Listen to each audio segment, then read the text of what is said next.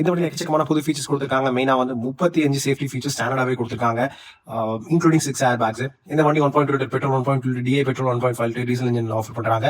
Molly வந்து performance and change உள்ள பழைய வண்டி கூட கம்பேர் பண்ணும்போது பிரைஸ் வந்து பார்த்தீங்கன்னா அக்ரெசிவாக கொடுத்துருக்காங்க. 7.5 லட்சத்திலிருந்து 14 லட்சம் எக்ஸ்ஷோரூம் பிரைஸ்.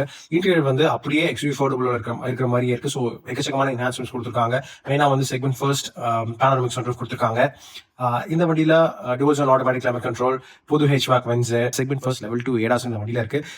இது மட்டும் இல்லாம ஒரு ஸ்ட்ரக்சர்லேயே வந்து ரீஎன்ஃபோர்ஸ்மெண்ட்ஸ் கொடுத்துருக்காங்க. ஸோ ஆல்ரெடி வந்து 5 ஸ்டார் ரேட்டட் கார் அது இன்னும் வந்து என்ஹான்ஸ் தான் பண்ணியிருக்காங்க.